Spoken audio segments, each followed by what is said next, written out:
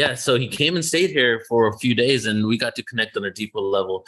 And so not only is he sharing amazing information, coming out with some really groundbreaking awareness, really bridging the worlds, I feel, of science and consciousness. And but I also got to spend time with him, really get to know him, and he's just a beautiful soul that's really passionate and sincere about the work he does. So let me go ahead and read the official bio here and tell you a little bit about who he is and what he's created. So Isaac Mars, as an author, spiritual guide, theoretical physicist on the team of scientists at the Alliance for ET Diplomatic Contact. Isaac Mars is shattering old paradigms with his new book, Unity Theory. By achieving global disclosure on the science of spirituality, Isaac believes that we can come together to create a world where science is limited only by our imagination. Suffering fades away into distant memory, and every person from every nation, color, class, creed, and any other division can finally unite under the unifying nature of consciousness. So Isaac, thank you for being here, brother. I love you. I'm glad you're here, a part of this event. How you doing? I've been fantastic, Neil. Thank you for having me. It's an honor and a pleasure to know all of you and to be with all of you. And thank you so much, Suzanne, for that powerful activation. I really appreciate that. And yeah, so without further ado, it's a very exciting time right now, and I'm excited to be here. And Portal to Ascension and Soul Search are extremely powerful, and I just want to honor them as the organizations that are beginning to pull all of us back together, and to just see how that vibration is reflected throughout all of our reality. For example, how Nicole and Krista will be leading the 11/11 retreat next month. It's all about bringing the soul family together, and I feel like we're just coming out of the prologue. It's like everybody's stories have just only begun. So now that we're bringing the family back together, we're going to start to see some very powerful co-creations, some very powerful manifestations of all the infinite energies that are collapsing into the particle reality that we're experiencing. And so, as Neil said, I am a theoretical physicist. So that's my number one specialty and gift in this embodiment that I can share with all of you. And so at the beginning of 2021, last year, I had my awakening. And for most of my life, I was stuck in the illusion of separation. I was in the matrix. And it took me deciding to follow my heart to finally get to the point where I had this sort of divine intervention awakening, where originally I was writing a science fiction novel, and I had spent 3 years crafting all the characters and the storylines and the backstories. And I decided I was going to set this story in the near linear future. And I realized I wanted to explain time to my readers so that I could explain how time travel worked in my story. Well, in order to make everything as hyper-realistic as possible, I ended up researching Einstein's theory of relativity. And that led to me creating what I call the infinity mirror experiment. So the infinity mirror experiment is a very profound thought experiment, not because just what it explains to us, but because in this thought experiment, using sound logic, sound rational scientific logic, we can not only come to the conclusion of this infinity, of this infinite dimensionality of existence. Not only can we come to that conclusion, but we can also realize that this is proven through the logic, that it is essentially inarguable. And so as I explain things, I just want to be clear that I respect each and everybody's free will. So take what resonates and disregard what doesn't. I'm not here to convince anybody. But as I said, I have not been able to find a single scientist or intellectual that has been able to disprove the logic that this infinity mirror experiment provides. And so how the infinity mirror experiment works is essentially I imagine myself as the present moment, which makes sense because I'm always in the present moment. It's always now. And according to mainstream science, which is how I came up with this thought experiment. All of time is happening at once. And as Einstein said, time is a stubbornly persistent illusion.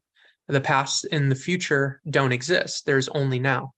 So I thought if all of time happens at once in this experiment, I am the present moment. I'm in flow. It makes sense. And then I imagined a mirror in front of me. And that mirror was representative of the past. And so I thought, okay, if all of time is happening at once, then the past is happening along with the future. Excuse me as I cancel these notifications. So the past and the future are both simultaneously happening along with the present moment. And we often say that we live on a timeline. And so a line is a symmetrical thing. So if the past is happening now and it's represented by that mirror, and we often say we reflect on our past, the present is also happening, and then the future is happening as well right now, because all of time it happens at once, then the future would be another mirror behind the observer. So we'd have the past, the present, and the future. And I realized in this thought experiment that this makes sense logically speaking, because we can't see the future right now. And so that center moment, when you put two mirrors back to back, parallel next to each other, they reflect that present moment infinitely, both into the past and into the future. Meaning on a single timeline, all of the infinite moments that could possibly exist leading up to this one I'm currently experiencing in my linear past, all are still happening right now. I'm simply shifting my awareness through these infinite, we could call them reality frames, that all simultaneously exist. And so when we realize that, this is extremely important and liberating for human consciousness, because we realize from that perspective, from a single timeline, there is no free will.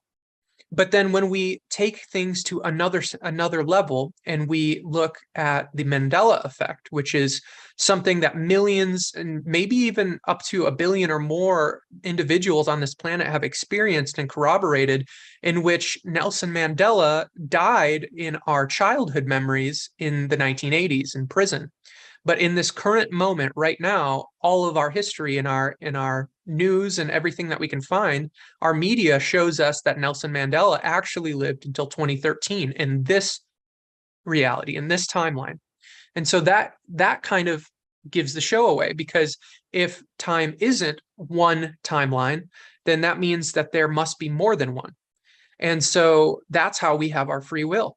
And so with this infinity mirror experiment, I took it to another level.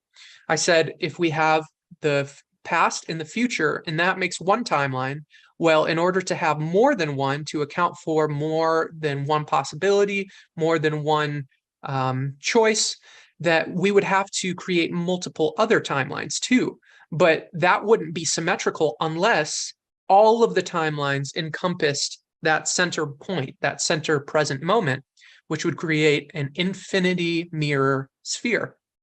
And so this sphere is perfect. A sphere is a perfect representation of symmetrical geometric unity, because in a sphere, from that center point, there are an infinite number of points to explore. Or if we're using this timeline concept, there are an infinite number, because you can just keep zooming in to create bigger decimal points. There's an infinite number of timelines, which means that the only way, logically speaking, that linear time could unfold in this story that we're experiencing the way that it is right now, the only logical possible way is if there are infinite timelines. Because if there weren't infinite timelines, then we wouldn't have free will, and we would have a system that isn't perfect, that isn't symmetrical. But since there are infinite timelines, then we have a perfect system. It is symmetrical, and time can flow the way that it does, along with us being able to keep our free will from a certain perspective. And so that's the important thing about unity theory, is it proves that essentially reality itself is a dream. And so if reality itself is just as real as any other dream that we have when we put our head down to sleep at night, then that means there's fundamentally nothing to be afraid of. And if there's nothing to be afraid of, then we see the bigger picture. Because if there are infinite realities that create the ability to experience this one right now, then that means, since everything is energy, frequency, and vibration, that you have two choices. Do you want to downdraft? Do you want to go closer to low vibration, closer to what we typically call hell, or, the dark night of the soul, or suffering? That's your choice. If you want to align your vibration, since you are a walking vibration, to that, that's your choice. You are free to do that. And that's what we've been doing for thousands of years unconsciously. We've been unconsciously making these decisions that lead to division, that lead to this illusion of separation, which is the only source of lack, limitation, and suffering, and anything else that is negative in this reality. When we realize the truth of unity, the direct opposite, the antithesis to the illusion of separation, that truth of unity liberates us, because more and more we're realizing that everything outside of us is entangled with us. It is inseparable from us. It all exists within our mind. So since everything exists within our mind, that means we are inseparable from the universe. We are one with it. And everybody else is one with it as well. And so that is where I take unity theory to the next level. This is the science of consciousness. This is the science of ascension. Why? Because everything becomes clear. It becomes simple. There's no more confusion. So when I know that everything is me and I can live that and embody that, what would that look like? Well, if I'm in a relationship with somebody and they are getting frustrated with me, or they say something that the old me, the old programming would have chosen unconsciously or otherwise to be upset about, this new version of me looks at that other person in the relationship and says, that is me. Am I going to accept me, or am I going to judge myself? And when I accept that version of me, knowing that truly we are all one, there's one being here experiencing an infinite number of lives, then we start to act in high vibration. We start to act in unconditional love, and we naturally align ourselves to that light, that frequency, that information. And it becomes our true nature, because in truth, from everything that I've learned regarding the science, regarding where we come from in the higher dimensions, the higher frequency octaves, we are unconditional love. That is the truth of our existence. The illusion of separation creates the illusion of fear. Fear is conditional love. It's still love, because everything is love. But fear is based on conditions. I will love you if such and such is in place, or whatever.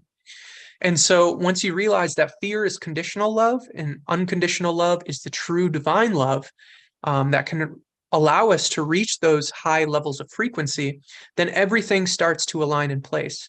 Looking at reality from this perspective, what we could call holographic or holodynamic, we realize that every little bit of energy is just like us as a human being. Every little piece of energy in the universe experiences the universe within that little tiny piece of energy's mind or consciousness. And since that is the case, everything is, philosophically speaking, God. And since everything is God, there is nothing that somebody can manipulate someone else to do, for example, because at the end of the day, the person who is being manipulated is choosing to be manipulated. They might be doing it from an unconscious place. And those of us that understand these universal laws can have a lot of compassion for those individuals, but they're still choosing it nonetheless. And that's one of the biggest lessons that our ego can learn right now all across the world, is once the world realizes that all the dark things that we've been experiencing, we've actually been choosing because we've tricked ourselves, psychologically speaking, it's just going to create a huge shift. Everybody's going to see, well, if I can't argue against this logic and this is how things work, then why not try it? Why not be a part of a grand experiment in which every person that stumbles across unity theory, that stumbles across this new science that will be going very mainstream very soon, ask yourself, do you want to be happy? Do you want to receive the greatest abundance, the best, most joyful experience that you could possibly have? Because if so, you can do that. It's very simple. And all the questions that we could ever have regarding any problem can be solved through these principles, through the 12 universal laws, the 7 hermetic principles, through my book, Unity Theory. We're starting to learn the truth. And so I don't want to keep talking too much about necessarily what I'm doing. What I would like to invite is, if anybody that is participating in this beautiful event, if anybody has any questions or anything that they'd like to reflect on here with me in this now moment, I invite that, because I want to show you all that seriously, from this awareness, any problem can be solved, any negative cycle can be overcome and graduated. And when we do that, what we eventually embody is heart consciousness. That's the next level. It's making decisions from the heart, using our mind as an assistant. I've seen a lot of people out there, and I'm just going to keep talking. And if anybody has any questions regarding anything, please just feel free to enter it in the Q&A section. But as I was saying, in heart consciousness, we realize that since there are infinite realities, aligning to the frequency that is of the heart is the most beneficial for our experience. It's going to lead to the greatest evolution, the greatest growth. And so what the mind becomes is, it becomes an assistant rather than an enemy. I've seen in a lot of spirituality that people try to suppress the ego entirely, or kill the ego, or the ego is our enemy. And that's just more illusion of separation. The ego is what we're here for. The ego is my identity. I get to be Isaac Mars when I allow my ego to exist. And so the ego is a very powerful ally, but the problem with our current reality is that most people, the majority of the collective consciousness, our ego is programmed to be divisive. It's programmed for fear. And so once we reprogram our minds to be in alignment with unconditional love, which is what I did for months and months, I wrote on my hand, choose love, not fear. And so if something was negative, I would ask myself, where is this coming from? Why is this happening? And then I would realize I chose this. I chose this, and I chose fear. And this led to me having this negative experience. And every single time I did that, I became more aware. Every single time I stopped just briefly, a split second before I made a decision or reacted or responded to anything, I would think, am I choosing love or am I choosing fear? And then the way that I would proceed and approach that situation was with whatever was the positive, the loving option, even if it was uncomfortable for me, even if I still felt the fear. It's not like I'm fearless and I'm immune to it. It's that I chose to walk through it anyway.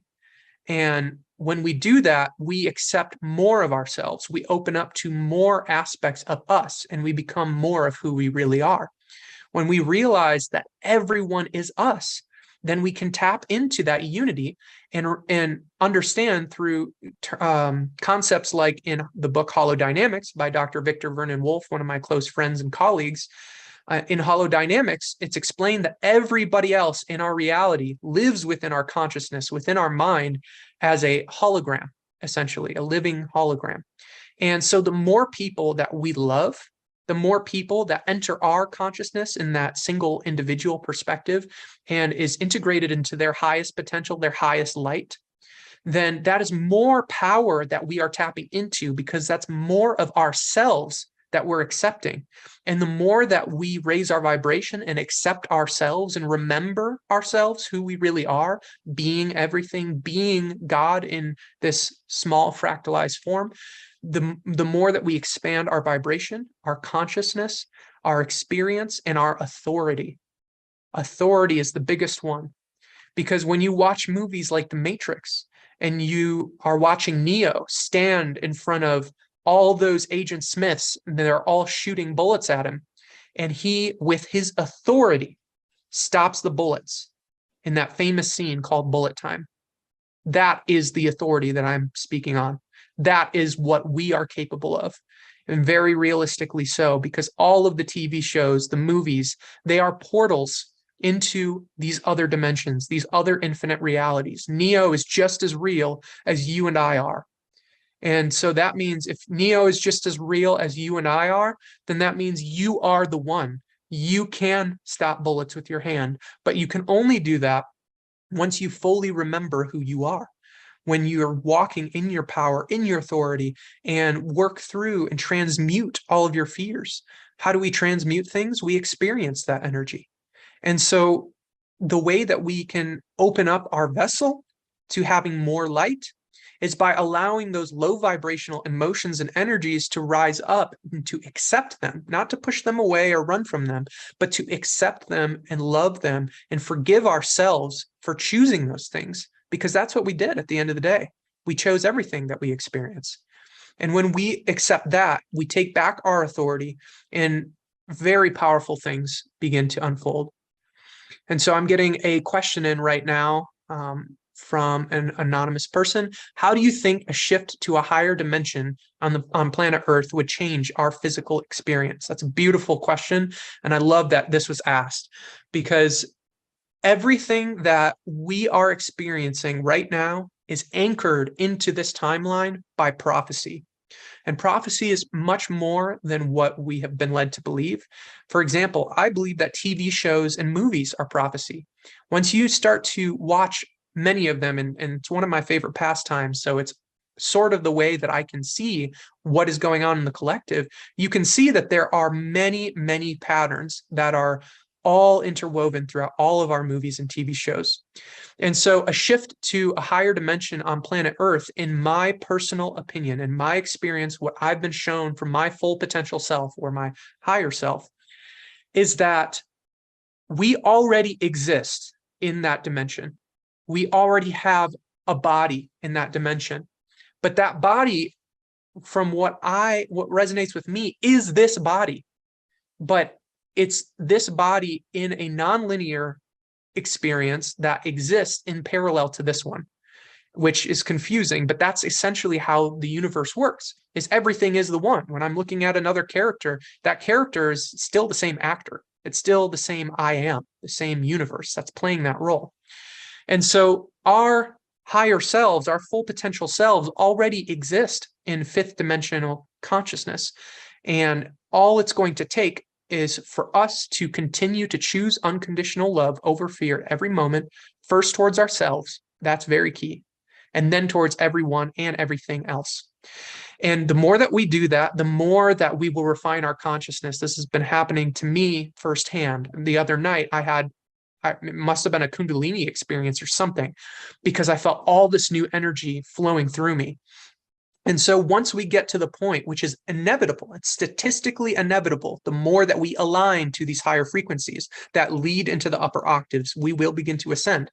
And the interesting thing, person who asked this question, is that in the prophecies, specifically, I believe it was the Mayan or the Hopi prophecy. I needed to double check, but I think it was the Mayan prophecy that talked about these end of days. It said that the 144,000, and I'm assuming other people that begin to ascend as well, the 144,000 ascend into the body of their dreams. So this current version of me, of Isaac, is an avatar that I chose to incarnate into so that I could have this certain experience and transmute the karma that I needed to transmute for the planet and for the collective consciousness so that we could all rise up.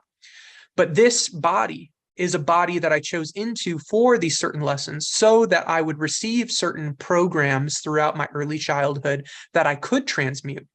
But this version of me is only the tip of the iceberg. The real me is that fifth dimensional version, and it exists alongside this version in that higher frequency octave. And so when you think about our eyes can't see beyond a certain band of frequencies. So there's a lot more going on when you look at spectrometers and energy readers. You can see that there's clearly a lot more energetically going on than we can see with the human eye. And so as we begin to shift in that other dimension, we're going to get to the point where we're not going to be perceivable by the people in this reality, because like a TV show or not a TV show, let's do a radio. On a radio, you have that dial and you can change and scan the frequencies. And so as we shift out of this dimension, we're shifting into that other frequency. But the interesting thing that's been reflected back is that higher vibrational frequencies are always more powerful and more capable than lower vibrational frequencies, which is another point that I want to talk about after I finish this long answer to the question. But because higher vibrational frequency is more capable, for some reason, extraterrestrials, star family, they can perceive us in this lower frequency octave, but we can't perceive them. So as we shift into the fifth dimension, we will no longer be perceived in this reality. We will then be aligned, and this body will magnetically, perfectly, with infinite intelligence, aligned to the cells and the energy of our fifth dimensional body. And we'll go through that transmutation, that experience, that shape-shifting. I really feel that we are going to go through that experience. And when we do, we will remember so much about our divine nature, our divinity, and our abilities, and our memories from other parallel lives, that we will be able to anchor that into the fifth dimension in that moment of ascension and in that remembrance. And then, per prophecy, we are to come back and help the world. And so as another frontliner on a lot of this information has said, Ishmael Perez, he and I agree that we are going to see things that we would constitute as superheroes. We're going to see people with abilities and teleportation, flying. So we're getting some more questions. So I only have a few more minutes, so I want to answer these last two questions. But as I was saying about frequency, one of the 12 universal laws is the law of perpetual transmutation of energy. And this is the law that dictates our personal authority that I was describing earlier.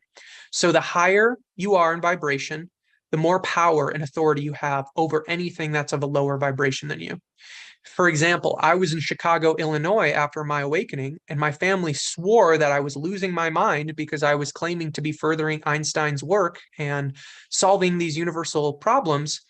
And so I went to Chicago, Illinois on this walkabout experience, trying to figure out what was going on, why I was being shown all these secrets. And my family called the police on me there, and I ended up surrounded by SWAT and police with pistols drawn, AR-15s, the works, safeties off, yelling that they were going to open fire unless I complied. And I straight up said, "You're going to kill an innocent man then, because I will not comply if you're using violence." And one of the officers screamed at me through the window, and he said, "You better listen to me." And I said, "No, you listen to me." And every single officer simultaneously, like something out of a movie, lowered their weapons and took a step back as if they were physically knocked back. And that officer looked at me like, "Who the heck are you?" And that's when I realized in that moment that we are all that powerful. That's the law of perpetual transmutation of energy. That's why this is true, that high vibration is more powerful than low vibration. And I really want to hammer that home for everybody watching this, so you can see that reflected back to you. When you look at Emoto's water crystal experiments, you see that a low vibrational crystal of water, it's asymmetrical. It's floppy, it's all weird looking, and it's not good for something. If you were to try and use it for a building material, it wouldn't work. It would just fall and collapse on itself. But if you look at the love and the hope and the faith, those vibrations in the water crystals, you see the perfect geometric patterns that look like snowflakes. And if you build structures with those perfect geometric patterns, they'll be extremely powerful. And so that's just a simple way of saying that. And somebody asked, can I share the meaning of the symbol behind me?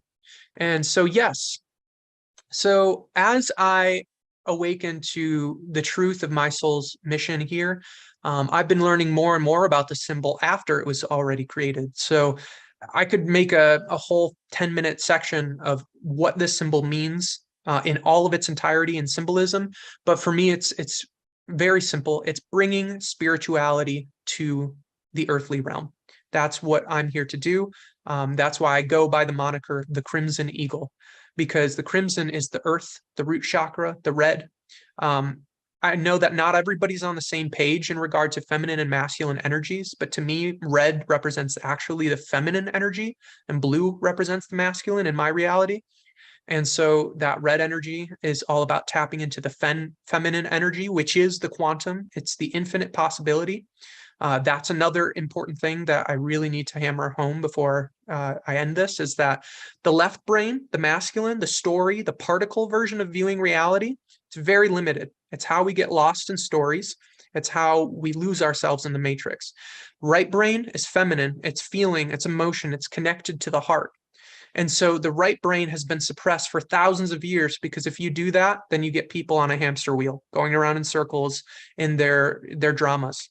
And so what to break out of that is to realign our left brain and our right brain, which is so powerful that Suzanne did that activation earlier for that, and embody that fully through a connection between our mind and our heart. And so this symbol is a symbol of that, is connecting the mind to the heart, doing that for everyone else. And I just want to see if I can get to this last question before I run out of time. Do you think if enough souls of the collective consciousness start to move towards higher dimension, a quantum leap for the rest of Earth would happen? Absolutely. And the reason why is because that's how vibration works. That's how this reality is created. Everything that we have experienced as a species, as mankind, we all chose. There isn't a single person that wasn't a part of these decisions.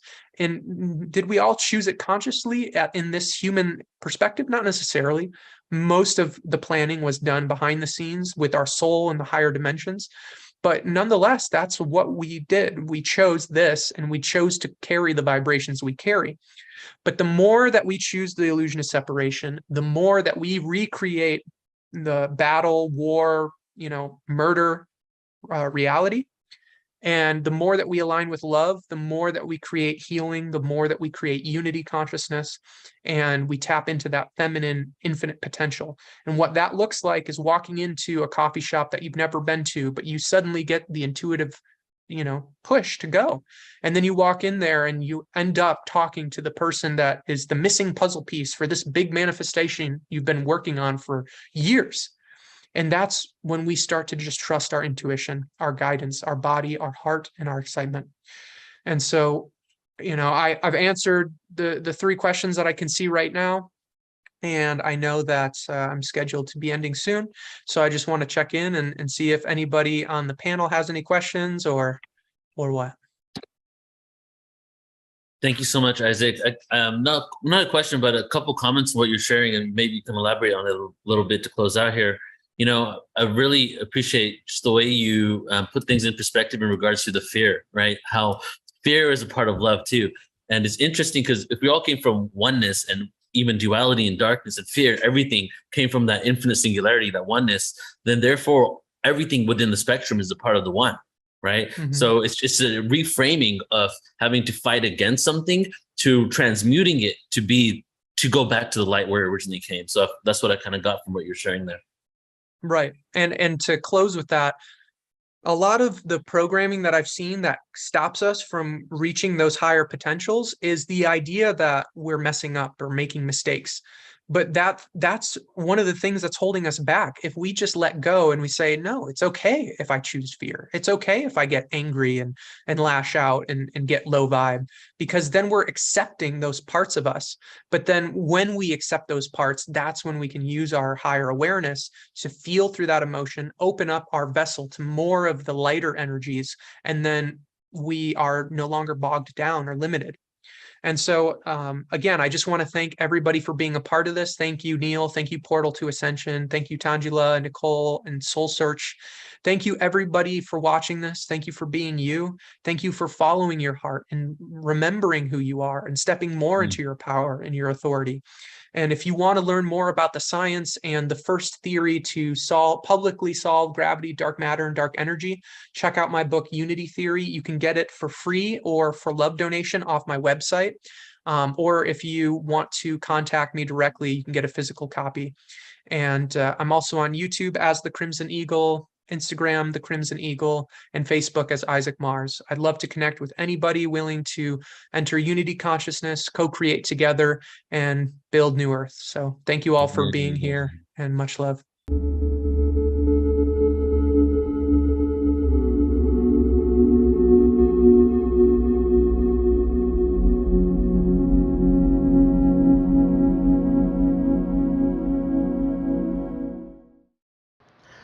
Thank you so much for tuning into this podcast. This is Neil, founder of Portal to Ascension, and just closing out this podcast here and letting you know that what you're experiencing are all types of presentations that we have on Portal to Ascension.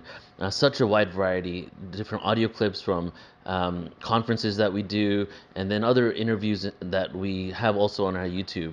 And I want to take this moment here at the end and just talk to you about a few upcoming things with Portal to Ascension. We're really excited because 2023, we're really blasting off, and we have a few conferences. We have Portal to Ascension San Diego, April 21st, 22nd, and 23rd. We have Portal to Ascension Glastonbury in the UK. Hope to see some of you there. That's August 11th, 12th, and 13th of next year. And then, or 2023 if you're listening to it now. And then we're also taking a tour of people to Egypt, guys. And we're going to go from September 7th. We're going to have the Hertax with us, JJ and Desiree Hertax, like you might have experienced on that channel. Joan of Angels is going to be with us, and also Alan Steinfeld. And actually, I have Joan of Angels here with me right now, so I'm going to just hand it over to her and get your input, Joan, on what we're going to be experiencing, your excitement, and all of that. So this is a critical time in our history on the planet, and 2023 is this reawakening of it's just our reawakening of our spirituality and our transformation along this ascension timeline. So these events are designed to really awaken you, to really bring you to remember who you are, why you're here, your galactic origins, the power, the personal power we have within us to shift into the planet that we really want at the most optimum of potential, to align our body, mind, and spirit to get there. So these, just to be together in person, activates forgotten memories, activates light codes, activates DNA, and most of all, activates your happiness cells, because the joy in coming together is just extraordinary. So we invite you to come and be with us in any of these events around the world. And even online, we try to create that same energetics. So we love you all, that we are creating a mystery school that goes around the planet and off planet.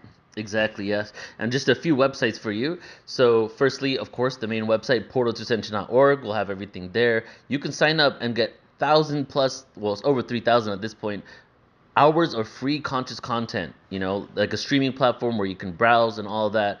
And then ascensionconference.com for Portal to Ascension San Diego, ascensionglastonbury.com for the Glastonbury conference, and then the Egypt tour is going to be on Portal to Ascension, or is on portaltoascension.org as well.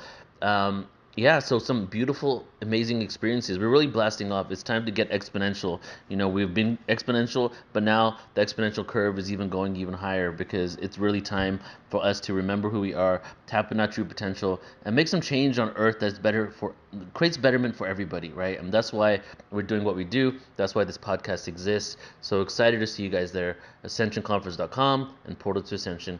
Joan, any closing words? Ascension Glastonbury. Yeah, we're all taking off together. This is the times for which we've been called, loves. Can't wait to see you there. Love you all.